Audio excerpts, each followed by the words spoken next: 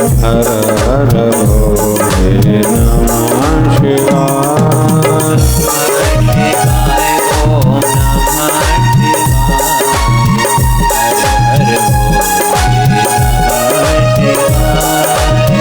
रामेश्वराय शिव रामेश्वराय हर हर भोले नमः शिवाय।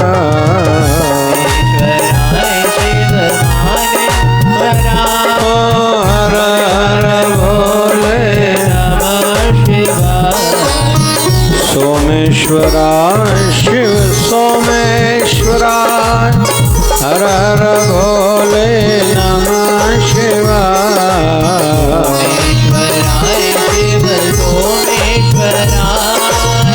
हर हर भोले नमः शिवाय।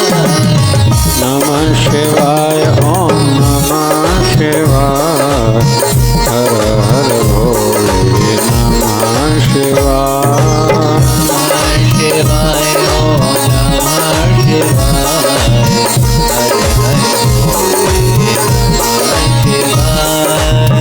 कोटेश्वराय महाकोटेश्वराय हर हर भोले नमः शिवाय।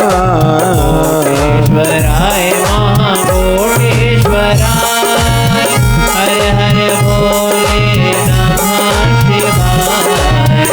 कालेश्वराय महाकालेश्वराय हर हर भोले नमः शिवाय।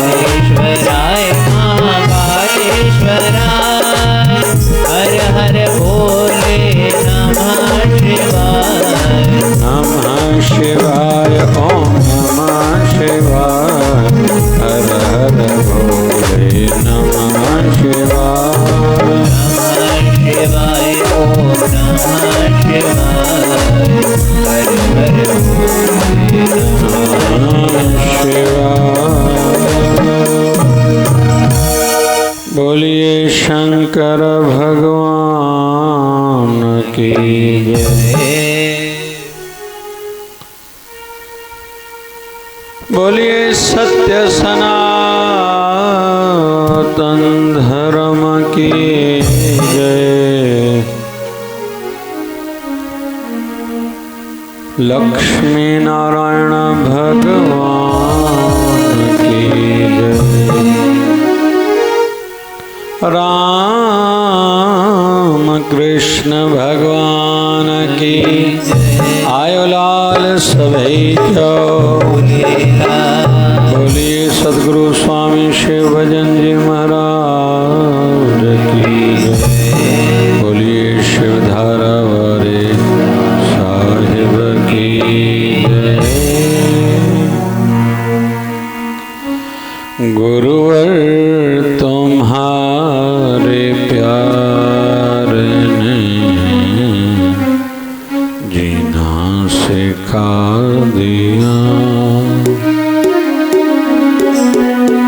हमको तुम्हारे प्यार ने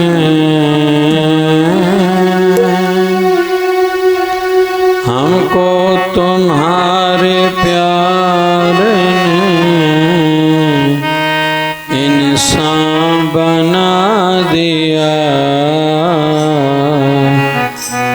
गुरुवर तुम्हारे प्यार ने जीना सिखा दिया।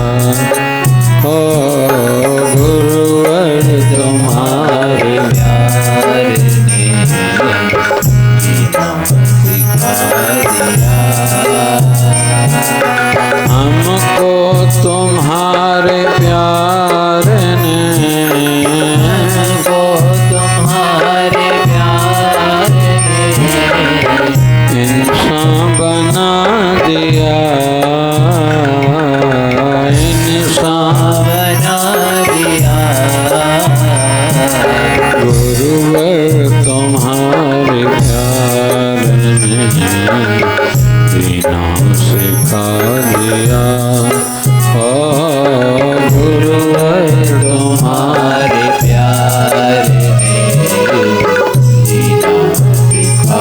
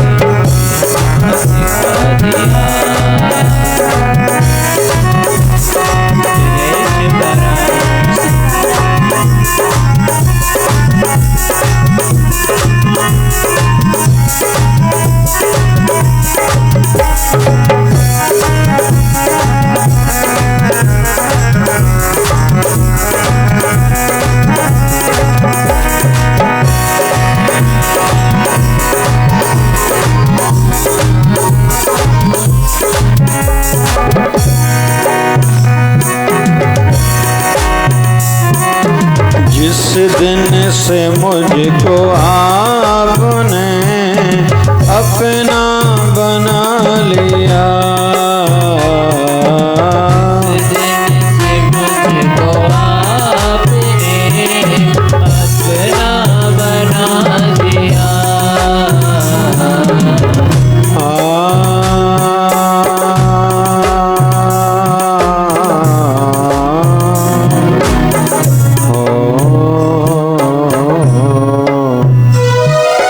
जिस दिन से मुझको आपने अपना बना लिया, जिस दिन से मुझको आपने अपना बना लिया,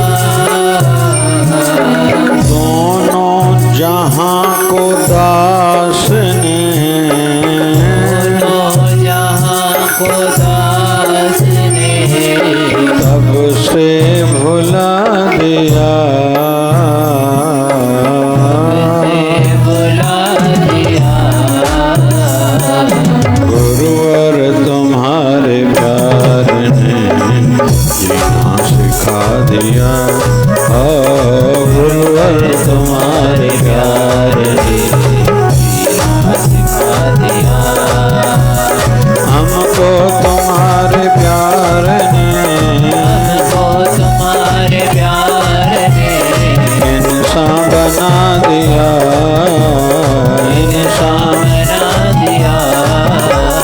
गुरुवर तुम्हारे प्यार ने जीना सिखा दिया, गुरुवर तुम्हारे प्यार ने जीना सिखा दिया।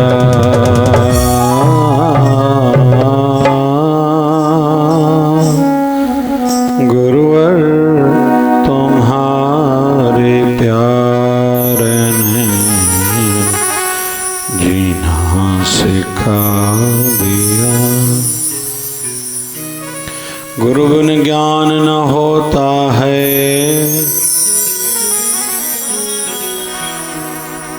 गुरु बिन ज्ञान न होता है, ना मिटता ज्ञान,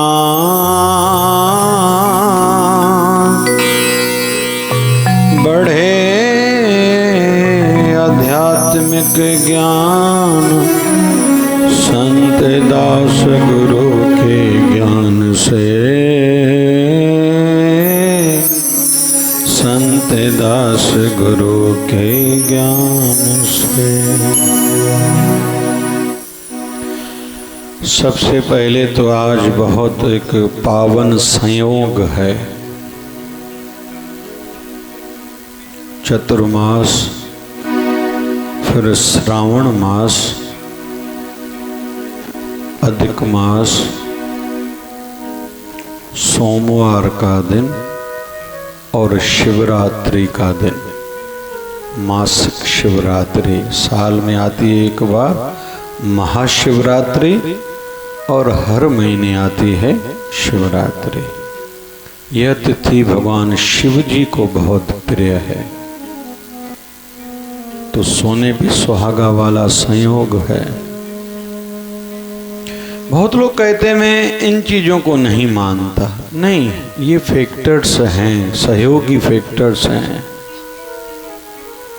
नाम कोई घर में जप करे अच्छा है, लेकिन उससे ज़्यादा लाभ होगा जब वो पीपल के वृक्ष के नीचे जप करेगा। उससे अच्छा है किसी गौशाला में जप करेगा। उससे अच्छा है किसी शिवालय, देवालय में, मठ, मंदिर, मढ़ी में।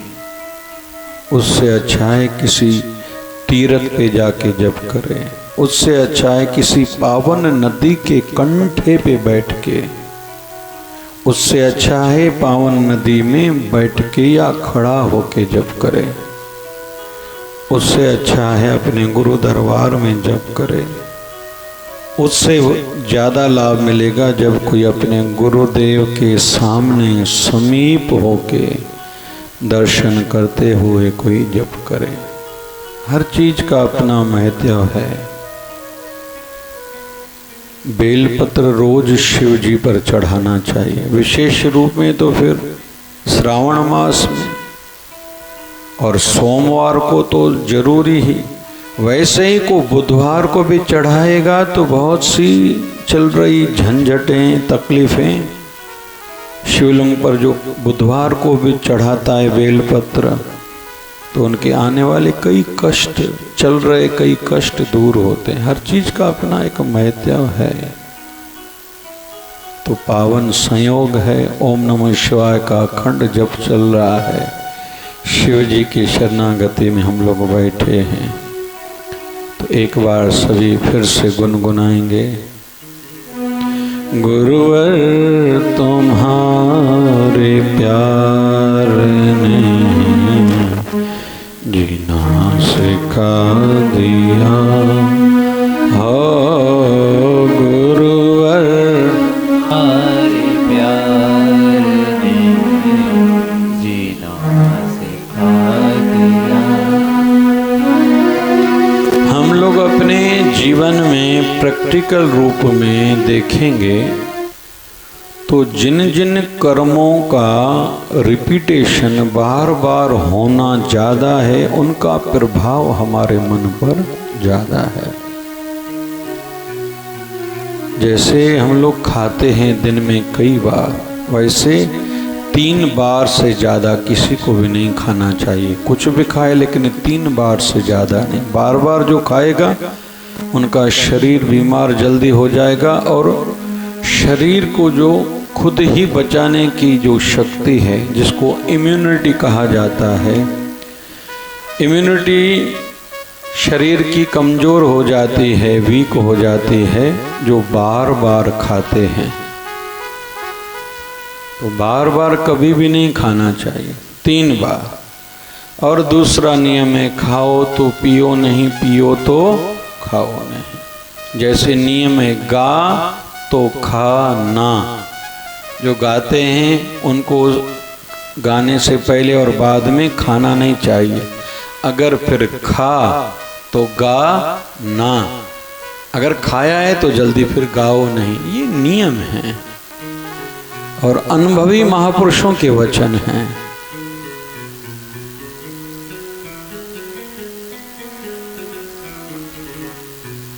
हर चीज का अपना महत्व रहता है, दिन का, समय का, स्थान का, व्यक्ति का।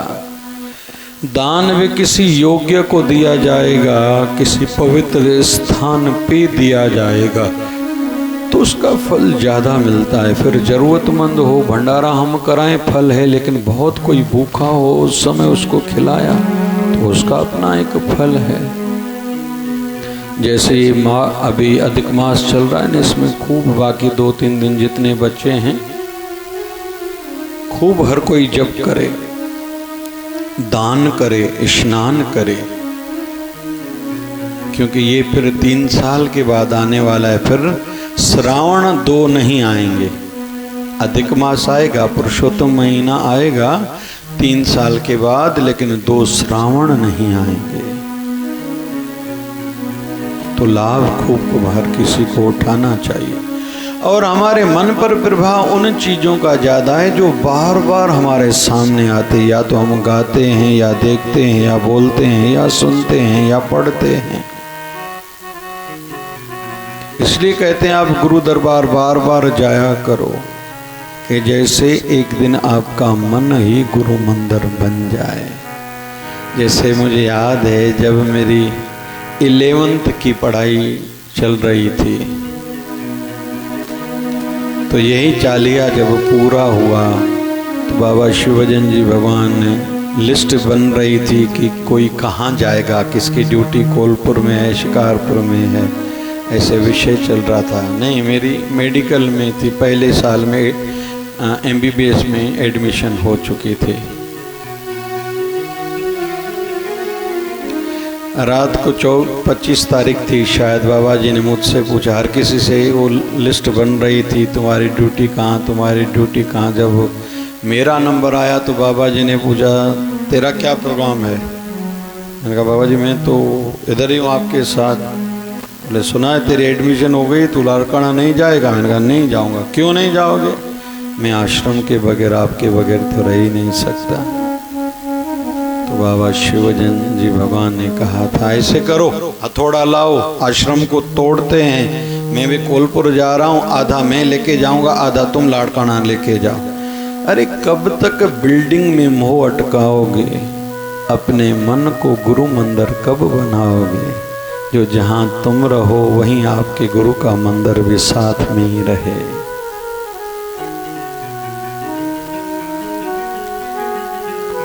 तो बार बार रिपीट करने से मन का आकर्षण बढ़ता है। इसलिए एकांत में भी बैठे रहें, जब भी टाइम मिले ना ऐसी आदत बनाएं, या तो सिमरन या प्री या तप्रिय संदीप चार, इन्हीं बिने खाधार शलकादिर कंखे ना करे। या तो प्री या तप्री संदीप चार, या तो गुरु मंत्र का जप करो, या वो स्मृति, वो यादें बार बार दोहराओ अंदर में। पहली बार गुरुदेव के कब दर्शन हुए, मेरे गुरुदेव की क्या मुस्कुराहट है, मेरे गुरुदेव की आंखों में कितनी नहीं करुणा है, कैसे मेरे गुरुदेव मेरे सिर पर हाथ धरते हैं, मेरे गुरुदेव की चाल ढाल क्या है, कैसे जैसे जैसे जहाँ जहाँ चरण घुमाते जाते हैं पावन उस धरा को, धरती को करते जाते हैं। मेरे गुरुदेव कैसे ध्यान में बैठते हैं, मेरे गुरुदेव कैसे खाते हैं, कैसे जलपान करते हैं, कैसे योग निद्रा में विश्राम करते हैं, कैसे मेरे गुरुदेव मेरी ओर देखते हैं। कभी मैं कोई गलती करता हूँ तो डांटने की भाव से कैसे मुझे गुरुदेव देखते हैं, उनका रुद्र रूप रहता है, आदि आदि। ये चिंतन मंथन करते रहना चाहिए, ना कि दुनियादारी का चिंतन करें कि इसने ये कहा था, इसने ये किया था, इसने मुझे तकलीफ दी थी, इसने ऐसा क्यों नहीं किया था। ये कोई विषय है ही नहीं।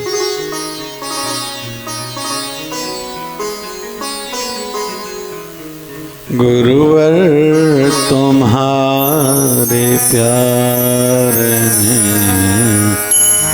जीना सिखा दिया हो, गुरुवर तुम्हारे प्यार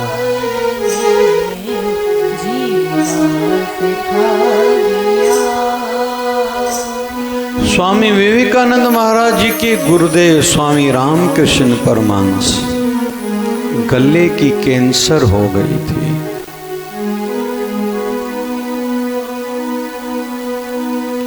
एक बार उनको ऐसे लगा कि मेरे गुर्दे को कफ जो आता है ना उसमें थोड़ा खून आता है, और जो दूसरे मेरे गुरु भाई हैं उनको सेवा करना थोड़ा अच्छा नहीं लगता है, और मेरे गुरुदेव की सेवा ठीक नहीं हो रही, ये भी ठीक नहीं है।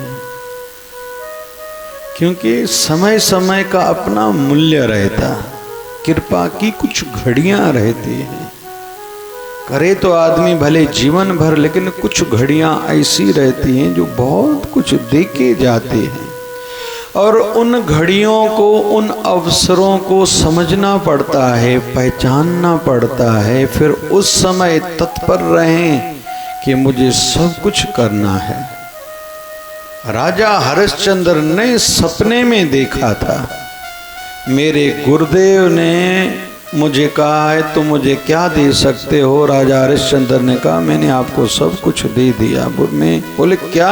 बोले मैं राजा हूँ, जितना राजपाट खजाना सब कुछ है, मैंने सब कुछ खुद को भी आपको अर्पण कर दिया। ये नींद में देखा था।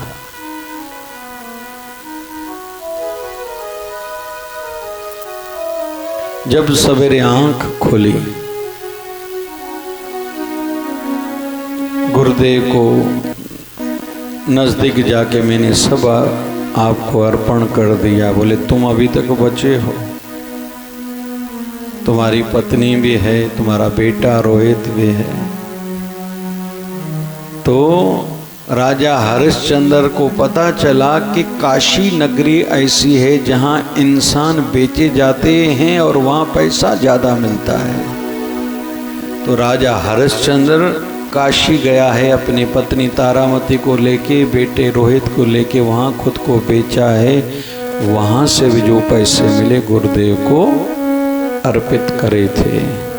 और कल हमने कथा सुनी थी,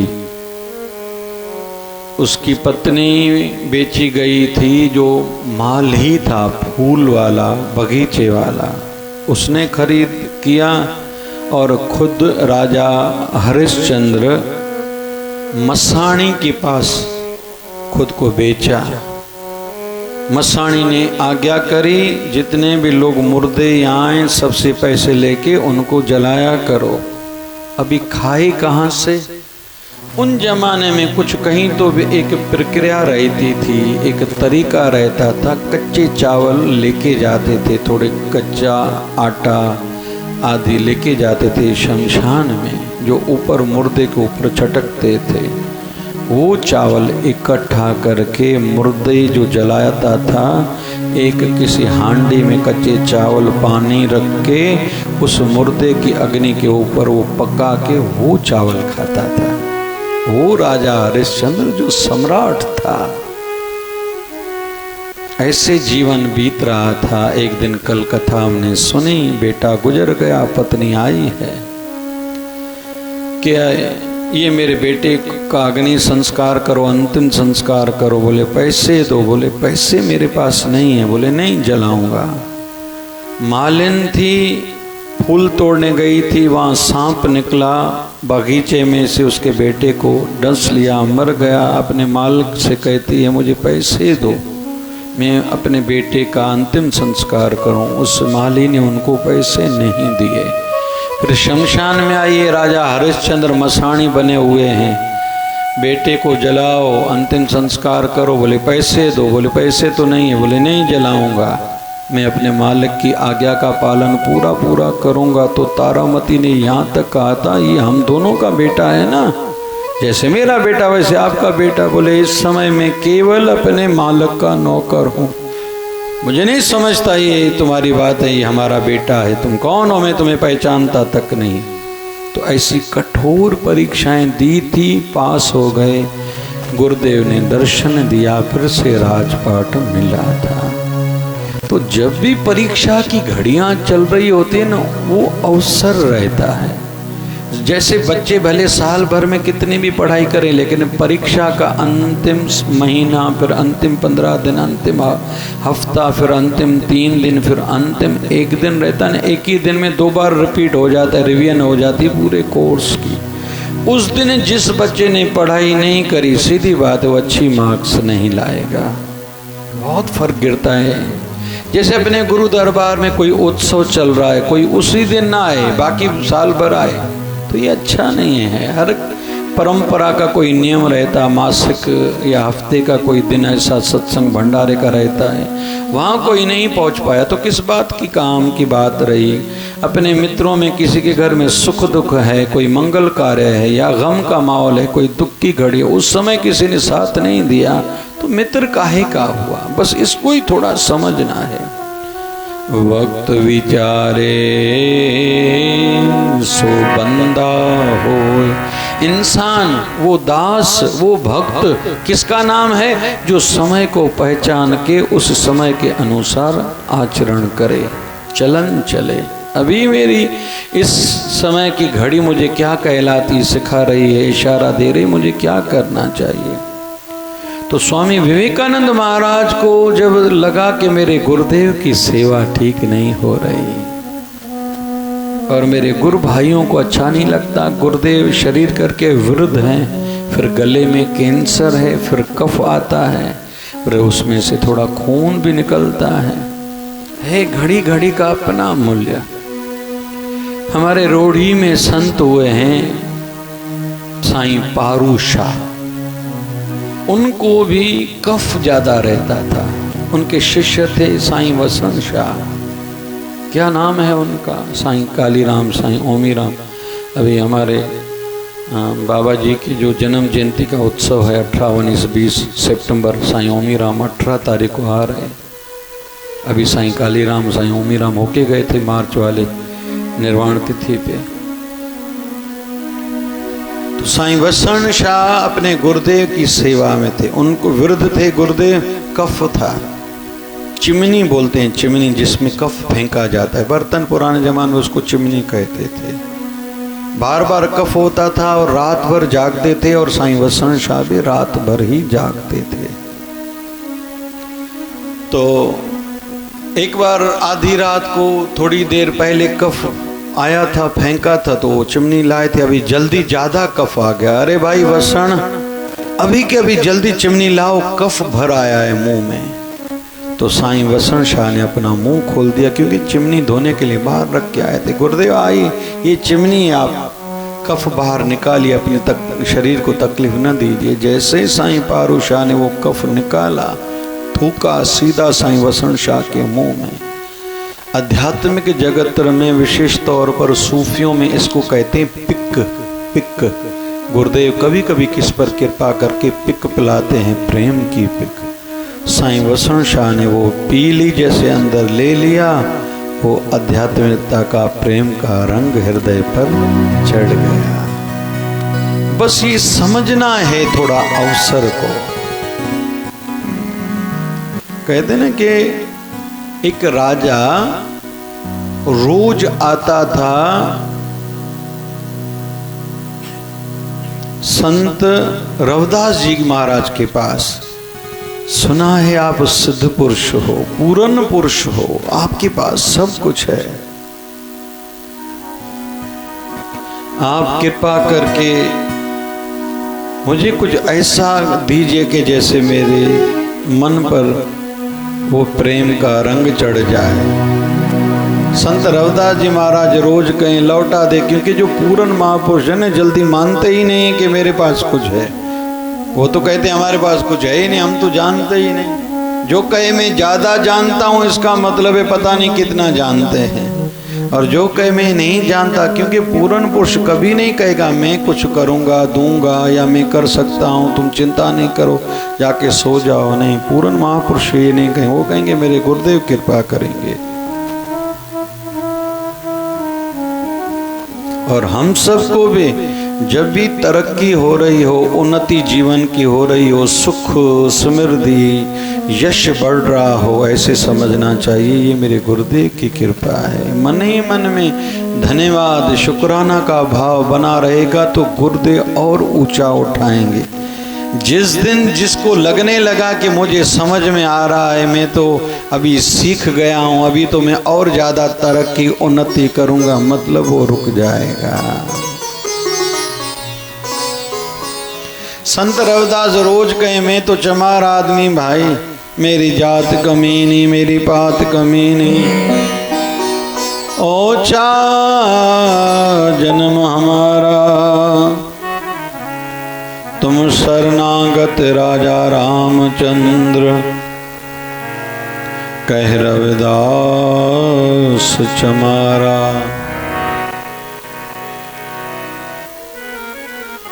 संत रविदास जी महाराज रोज कहें भैया हमारे पास क्या, हम तो मोची आदमी, रोज कहे कि नहीं आप कृपा करो। जब तक कृपा नहीं होती, जब तब तक पुकारा करें, और कृपा होने के बाद भी कृपा सदैव बनी रहे, इसके लिए भी पुकारना चाहिए।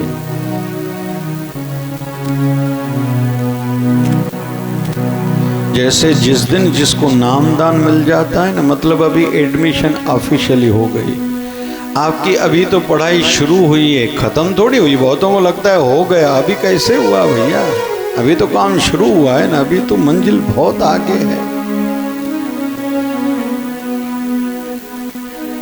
तो संत रविदास जी महाराज रोज इसको कहें हाँ भैया मेरे पास क्या है। एक दिन उसने कहा सुना है आपके पास आबे जमजम है। आबे जमजम, जैसे हम लोग गंगा जल को पवित्र मानते हैं, ऐसे ही मुस्लिम लोग मक्के मदीने में एक जल रहता है जो हज करते समय उनको प्राप्त होता है, उस जल को कहते हैं आबे जमजम।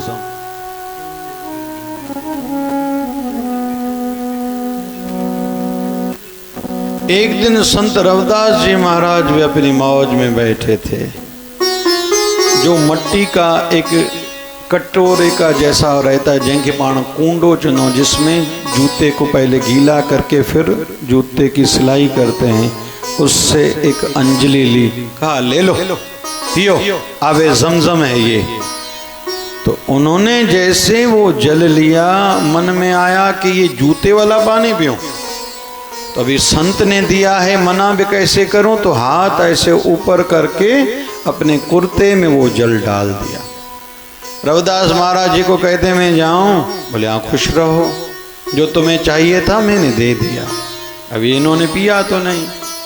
घर गया तो ये कुर्ते का थोड़ा टुकड़ा खराब हो गया, दासी को कमीज उतार के दी और कहा कि ये धो लो, कपड़ा खराब हो गया है। वो दासी जब कपड़ा धो रही थी तो दाग उतर नहीं रहा था। दासी को डर लगने लगा कि कहीं राजा नाराज न हो जाएं। उसने ऐसा करा, वो टुकड़ा कपड़े का दाग उतारने के लिए मुंह में डाला। जैसे चूसने लगी कि भाई ये निशान उतर जाए, दाग उतर जाए, तो उसके अंदर के पट खुलते गए, पर्दे खुलते गए, त्रिकाल दृष्टि होती गई।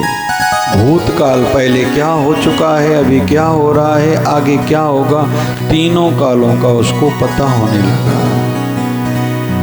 जब राजा आया तो पूछता है दासी से, कमीज धोई? बोले हाँ धोई, लेकिन राजा क्या उस कमीज में था कि मेरे मन पर रंग चढ़ गया। आप पूछो, मैं भूतकाल का भी बता सकती हूँ, अभी अलग जगहों पर क्या हो रहा है मैं वो भी बता सकती हूँ, भविष्य में क्या होगा मैं वो भी बता सकती हूँ। तो राजा ने कहा तुम्हें ये शक्ति कहाँ से आई?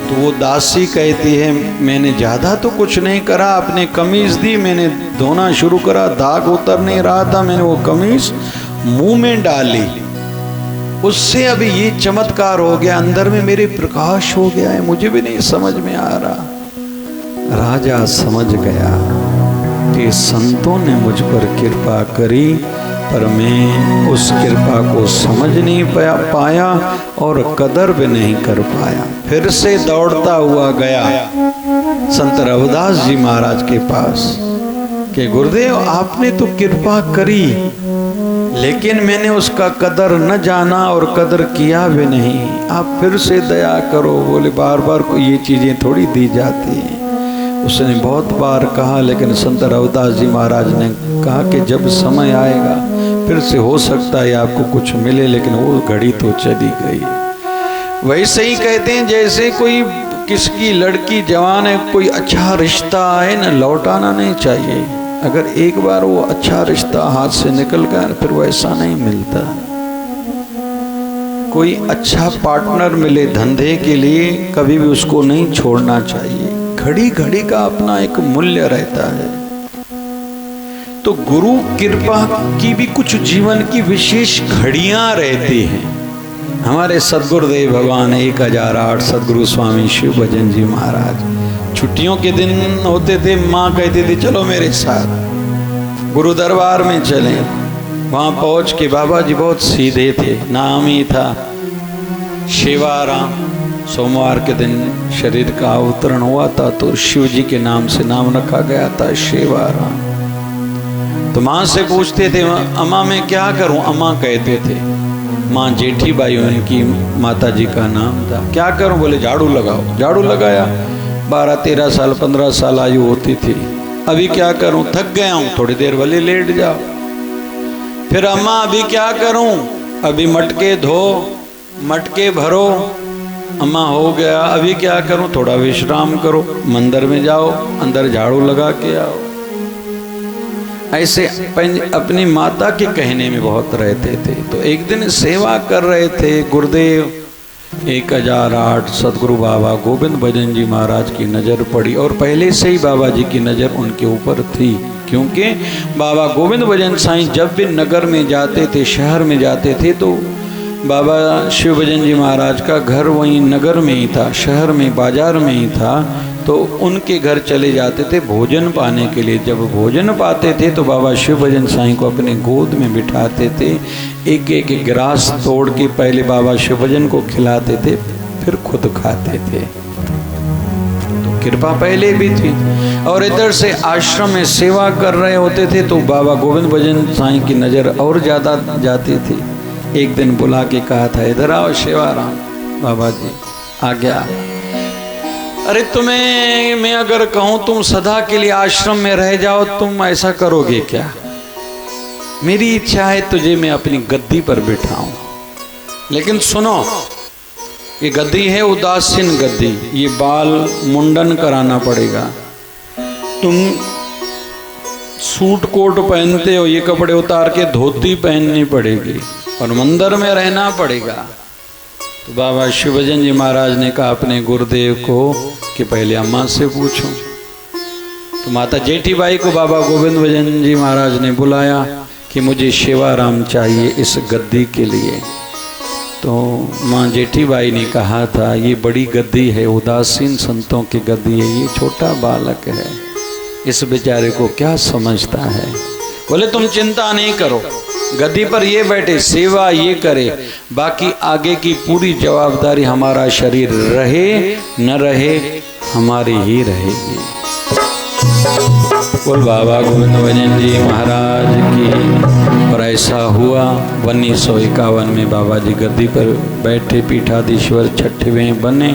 2 महीने के अंतराल में बाबा गोविंद भजन साईं ने पहले ही बता दिया था, हम 2 महीने के बाद दीपावली के 7 दिन पहले शरीर त्यागेंगे और हमारे शरीर का अग्नि संस्कार सिंधु नदी के जो सिंधु बहाव बहता है उसके कंठे पर करना और ऐसे ऐसे समाधि बनाना, ऐसे उनको सब बताया था। कहने का अर्थ ये कि अवसर ऐसा रहता है, उस अवसर का लाभ लेना किसी को आए। पहले तो विवेक खुला हुआ हो, सामने क्या सेवा बनाइए। उस समय बहुत लोग बहाने करते हैं, पखी संत साधु बई जात हिकड़ी हल्याई वञन या रहन रात हिकड़ी। इसलिए कहते हैं संतों का क्षण और भंडारे का कण व्यर्थ न जाए भैया, वो जीवन में फिर मिले न मिले।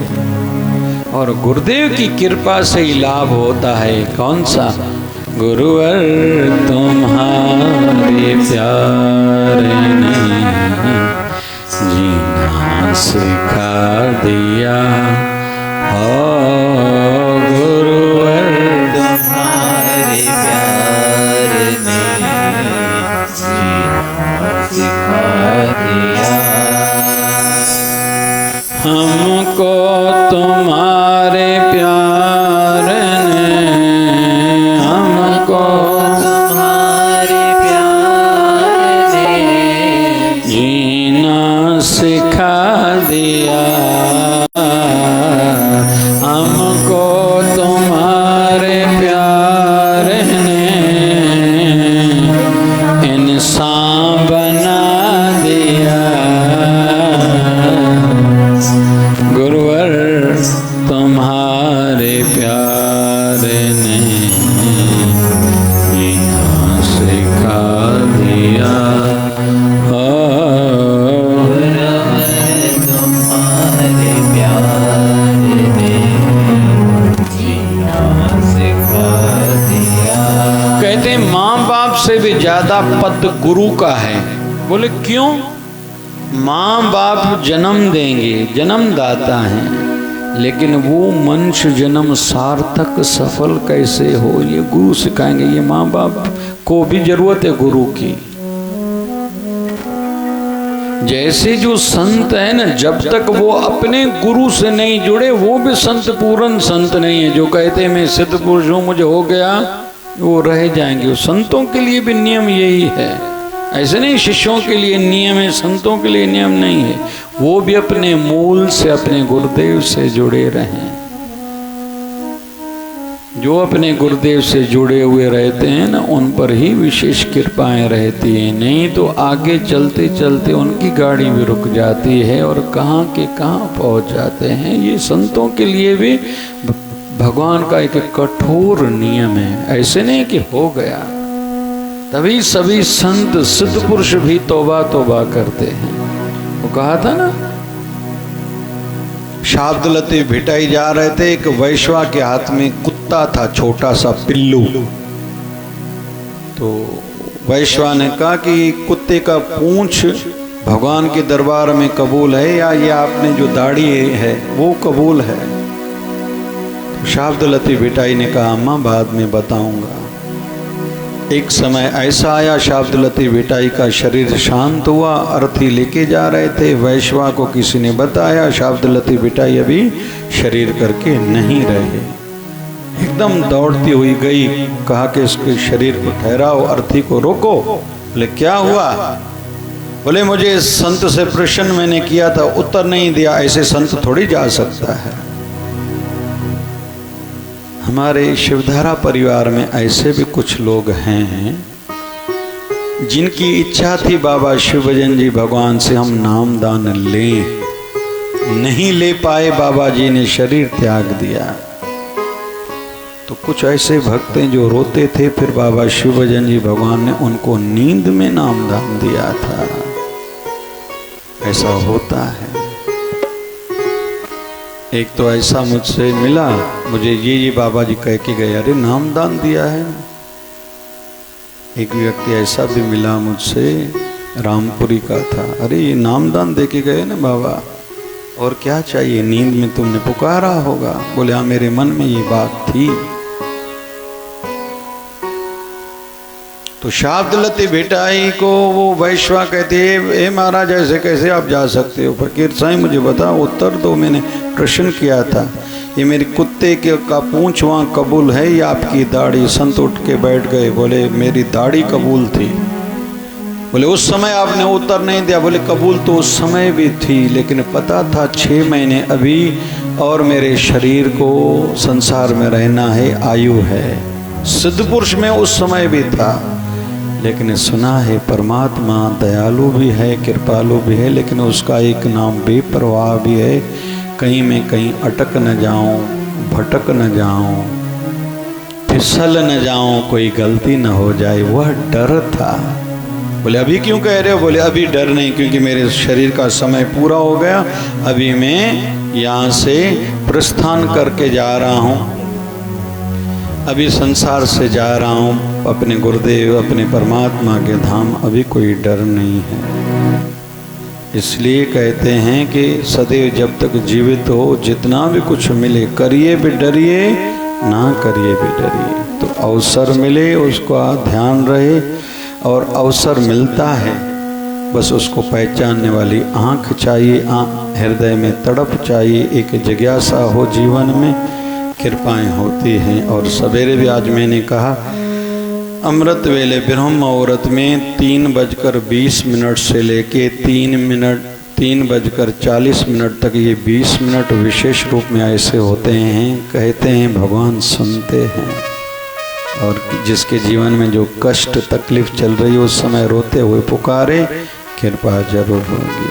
बोल बाबा शिवभजन जी महाराज की जय। हर किसी का कोई ना कोई तो होगा, हाँ, हर किसी का कोई ना कोई तो होगा। मेरा बस शिव धारा वाला है, मेरा बस शिव धारा वाला है।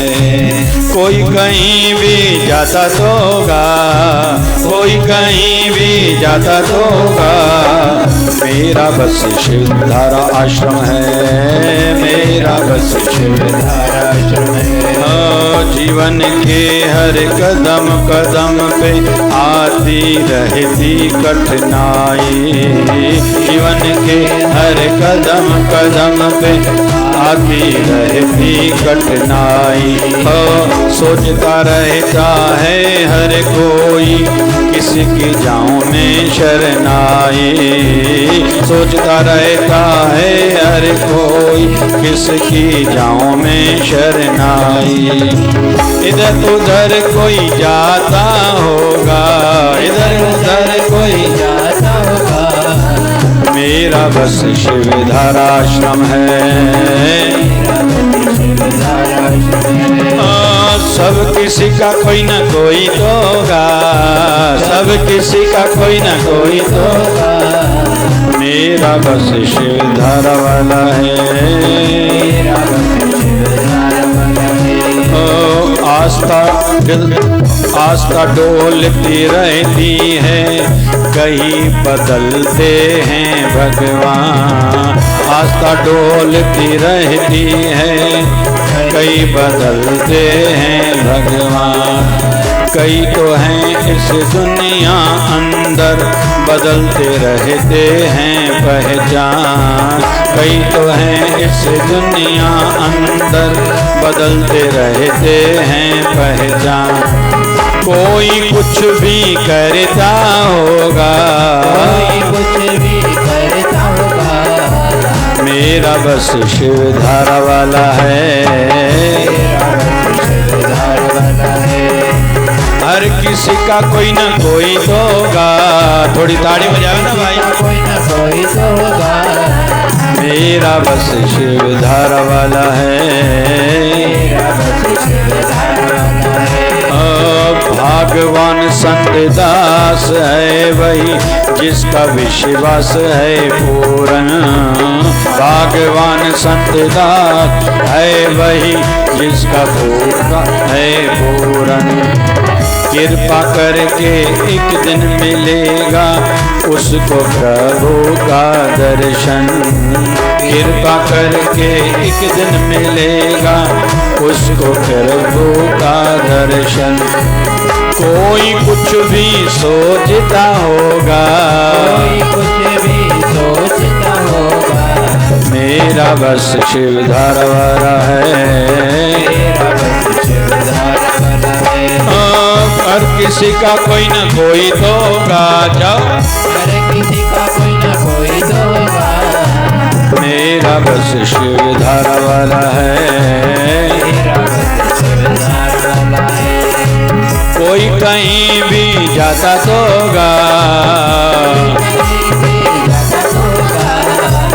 मेरा बस शिवधारा आश्रम है, मेरा बस शिवधारा आश्रम है। मेरा बस शिवधारा आश्रम है, मेरा बस शिवधारा आश्रम है। शंकर भोला नाथ दया कर पैनी,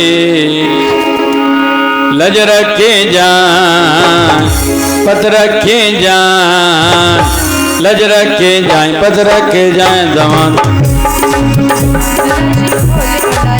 तुझिया मेहमान यारी, तुझिया बैलत सारी। हो शंकर भोला, शंकर भोला, बम बम भोलेनाथ शंकर, बम बम भोलेनाथ नाथ। जय हो महाराज, जय हो। बम बम भोलेनाथ शंकर, बम बम भोलेनाथ। आवाज बढ़ाओ। बम बम भोले, बम बम भोले, बम बम भोले, बम बम भोले, बम बम भोले, बम बम भोलेनाथ शंकर, बम बम भोलेनाथ, बम बम भोलेनाथ। कैलाश पर्वत दे तुई जो द्वारो, जिते अचे तो बोला हिंद सिंध सारो। सब जा भरी भंडार भला भोलेनाथ, सब जा भरी भोलेनाथ, भोलेनाथ, भोलेनाथ, भोलेनाथ, भोलेनाथ, भोलेनाथ, भोलेनाथ, भोलेनाथ, भोलेनाथ। ओ सब जा भरी भंडार भला भोलेनाथ, लज रखे जाए पत रखे जाए सदाशिव भोले भंडारी। तुझिया महिमा न्यारी, तुझिया बैलत सारी। शंकर भोला, शंकर भोला, माता आया आया पंहिंजे लाल जी। ओ मुखे आए लालण जो आसरो, आयो लाल झूलेलाल, जोतन वारो, हिंडन वारो, घोड़े वारो, लाल लाल झूलेलाल झूलेलाल झूलेलाल लाल झूलेलाल झूलेलाल झूलेलाल।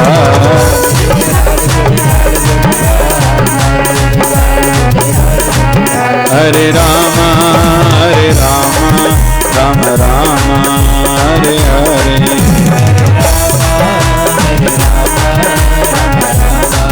हरे हरे हरे कृष्णा कृष्णा कृष्णा हरे हरे।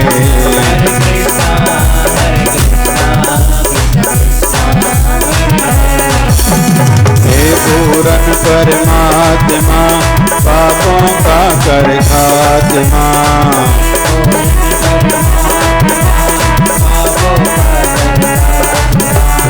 शिव बने धर्मात्मा हम सब तेरी आत्मा। प्यारा प्यारा प्यार से प्यारा बाबा शिव भजन की धारा। प्यारा प्यारा गाना प्यारा प्यारा। बोली शिवधारा वाले साहिब सदगुरु स्वामी शिव भजन जी महाराज की जय। जय शिवधारा।